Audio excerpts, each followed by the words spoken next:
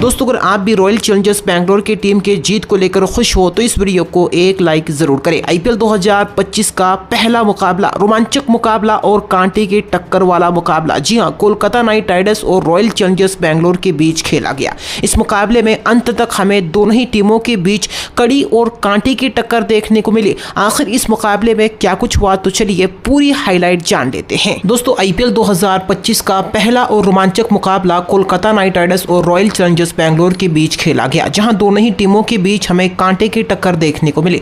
इस मुकाबले में रॉयल चैलेंजर्स बैंगलोर की टीम ने टॉस जीतकर पहले गेंदबाजी करने का फैसला किया, तो वहीं पर कोलकाता की टीम को पहले बल्लेबाजी करने का न्योता दिया। अब इस मुकाबले की शुरुआत हुई कोलकाता नाइट राइडर्स की तरफ से सलामी बल्लेबाज के तौर पर क्विंटन डिकॉक और सुनील नारायण की ओपनिंग जोड़ी बल्लेबाजी करने के लिए मैदान पर उतरी, जहां दोस्तों दूसरी ही गेंद पर क्विंटन डिकॉक के बल्ले से एक करारा चौका देखने को मिला। लेकिन दोस्तों इसी ओवर में जॉस हेजलवुड ने शानदार गेंदबाजी करते हुए क्विंटन डिकॉक को जितेश शर्मा के हाथों कैच आउट करवा दिया। इसी के साथ क्विंटन डिकॉक 4 रन बनाकर पवेलियन लौट गए। अब दोस्तों सुनील नारायण का साथ देने के लिए मैदान पर कप्तान रहाणे आ चुके थे, जहां दूसरे ओवर में यश दयाल ने 1 रनों का किफायती ओवर फेंका, तो वहीं पर दोस्तों तीसरे ओवर में सुनील नारायण के बल्ले से एक चौका देखने को मिला। अब दोस्तों चौथे ओवर में अजिंक्य रहाणे ने विस्फोटक बल्लेबाजी करते हुए दूसरी गेंद पर एक करारा चौका जड़ दिया और तीसरी गेंद पर एक मैक्सिमम छक्का जड़ दिया। इसके बाद दोस्तों पांचवी गेंद पर भी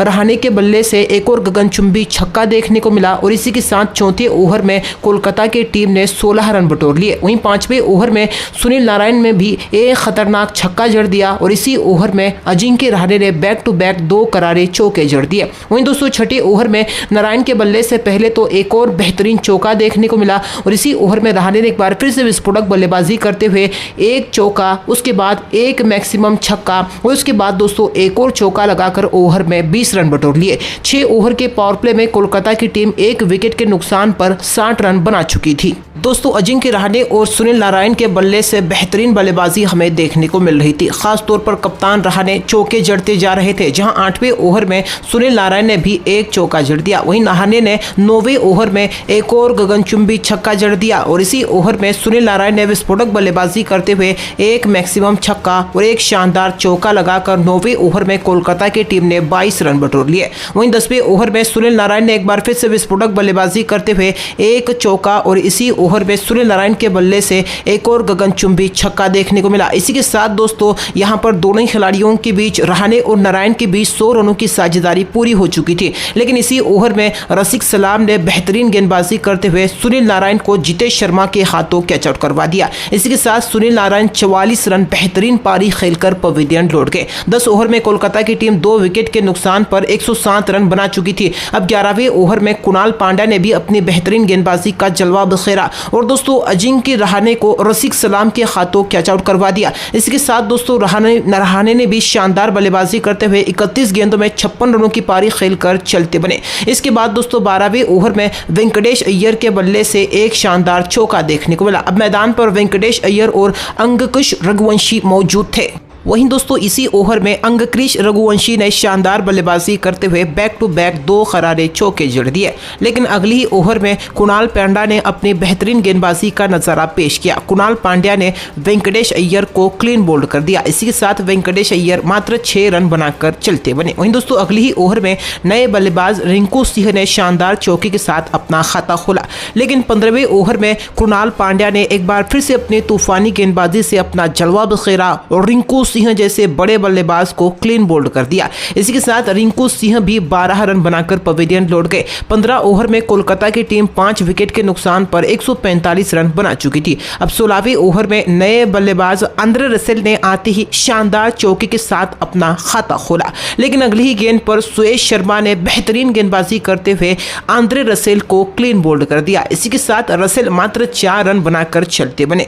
इसके बाद दोस्तों 17वें ओवर में लियाम लिविंगस्टन ने 4 रनों का किफायती ओवर फेंका। वहीं 18वें ओवर में जॉस हेजलवुड को अंगकुश रघुवंशी के बल्ले से एक मैक्सिमम छक्का देखने को मिला। इसके बाद दोस्तों 19वें ओवर में यश दयाल ने बेहतरीन गेंदबाजी करते हुए अंगक्रिश रघुवंशी को कैच आउट करवा दिया। इसी के साथ दोस्तों रघुवंशी 30 रनों की पारी खेलकर पवेलियन लौट गए। वहीं दोस्तों इसके बाद 20वें ओवर में हर्षित राणा के बल्ले से एक शानदार चौका देखने को मिला। लेकिन इसी ओवर में जॉस हेजलवुड की गेंद पर हर्षित राणा भी कैच आउट हो गए और इसी के साथ दोस्तों हर्षित राणा 5 रन बनाकर पवेलियन लौट गए। और इसी के साथ दोस्तों कोलकाता नाइट राइडर्स की टीम ने 20 ओवर के पारी में 8 विकेट के नुकसान पर 174 रन बना लिए। वहीं दोस्तों कोलकाता की टीम ने बेंगलोर के सामने अब जीत के लिए 175 रनों का लक्ष्य रखा। वहीं दोस्तों इस लक्ष्य का पीछा करने के लिए रॉयल चैलेंजर्स बेंगलोर की तरफ से सलामी बल्लेबाज के तौर पर विराट कोहली और फिल सॉल्ट की जोड़ी मैदान पर उतरी, जहां दोस्तों पहली ही गेंद पर फिल सॉल्ट ने शानदार चौके के साथ अपना खाता खोला।